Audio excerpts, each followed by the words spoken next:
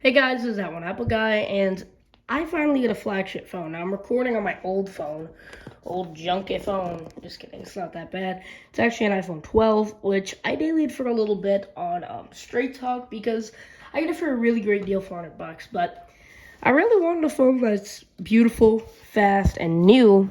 I'm like, obviously the iPhone 14 Pro. So right here, I'm at 15 Pro. What am I saying? So right here, I got the iPhone 15 Pro in Storm Blue with the blue Apple silicone case. And it really matches nicely with that case. Obviously, we have the always-on display. We have USB-C on the bottom. And these cameras are just huge compared to my 12. Now, I'm filming on my 12, so I can't really show you. But just take a look at these cameras. Filming on the iPhone 15 Pro Max. I meant Pro. And probably comes in a lot better. And then look at these cameras. They're really tiny on the iPhone 12. And this is what I have been maining for a while. It's a pretty good condition with this just spec case. And I dropped it, and I do have a screen protector on all my phones, so it's pretty good. Now let me talk about some of the problems I had with my 12. First of all, the Face ID never seemed to work. It works sometimes, but most of the time it didn't work. I always had to put in my PIN. And I think I did get a lemon or something was messed up. Because it always used to lag out on me, and when it lags bad. So, I didn't like that. This phone, the Face ID works great. Like, I have a camera in front of my face, and it still works. Now, obviously, this phone is very nice with its OLED display. And it just looks very nice. And it's 120 hertz refresh rate. Looks very good.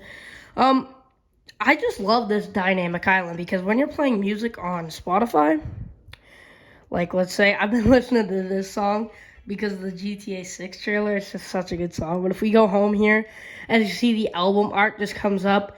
The beat of the song comes up. And if you just hold down right down on that dynamic island here, we get this fade into this, and this is your new music control. And sometimes I just accidentally press that, but as you can see, you could just see all the different songs right there, and then you just tap on the middle of the screen, and it goes right back down to that short form.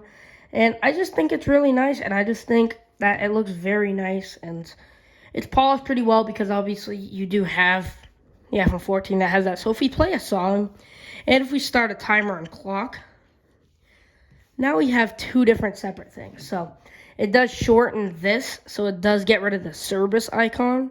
But right here, you can go there. You can hold down to see the progress on the timer. You can even pause the timer from there or stop the timer from there.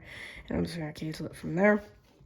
And yeah, I just think it looks very nice, and I like that new music player, and I think it complements it very well. Actually, with the music, it doesn't show the service. I just want to see if it shows it. Yeah, it does show it without this. Now, you might have a question. How's the action button? Action button's great. I love the action button. I do prefer the Switch because I just like the tactile feeling of the Switch, but I like how this is customizable. I wish they could have kept the Switch, but it could still be customizable for like the flashlight. If the Switch is flipped off, then the flashlight will be off. And if it's flipped on, the flashlight will be on. It's kind of like a cool mechanical thing. But I like what they did. In the control center here, we do still have the silent. So I'm like, where are they going to put the silent? Are they going to put it in the volume HUD? No, they just put it right here in the control center. And what I program my button to do is just hold it, and the flashlight turns right on because I use flashlight quite a bit, and literally it just turns on just like that. And I think it's a really cool feature. If we go into settings here, an action button, you can customize this to anything you want. So obviously a regular silent mode. You could do a do not disturb button, which is nice when I go to school or something because you could just hit that and do disturb right off. We have a flashlight button, which is what I did, a camera button, voice memo button. So if you want to take that quick voice memo, it starts recording right off, which I think is really cool. Because if you want to record voice of something real quick, it's literally that easy. We have translate, magnifier, and we can also program it to shortcuts. So this does integrate with the shortcut app, which I think is a really cool thing. Another thing I like about this phone is the speed. Again, it hasn't logged on me yet. Obviously, there's the A17 Pro chip. It has all the Pro features. And I really don't like how they're giving the regular iPhone 15 and iPhone 15 Plus the Apple A16 Bionic chip. I just think it's really dumb of Apple.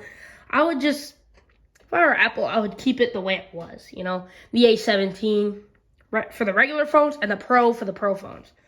I just don't like how they do this mix-up now between the cheaper phones and the more expensive phones. I would like a little more variety here. I would like if the cheaper phones would get the flagship processor like iPhone 13s. So yeah. Another thing I like is the camera. So not only do we have up to 15 times zoom, which really is nice, but we do have cinematic mode, which is kind of like a movie stabilization mode. And we can do 4K at 30 frames per second on this. And on the 14, you used to be able to only do HD, which is very nice. Another thing I like about the camera is the macro mode. So if we just grab our Xbox controller here and go really like that, you could really see some detail with this macro mode. You could see all the hair around the joystick, which, now that I'm looking at it, I should probably clean this. It doesn't look like that in person. But yeah, you could see all the grip on the joystick, and it just is a really nice camera. And we do get portrait mode on this also. With all your different features, obviously we do get portrait mode. And we do get 4K at 60 frames per second video, so you can do all your 4K shots. Now, I wish we could do 120 hertz on this, but we can only go up to 4K 60.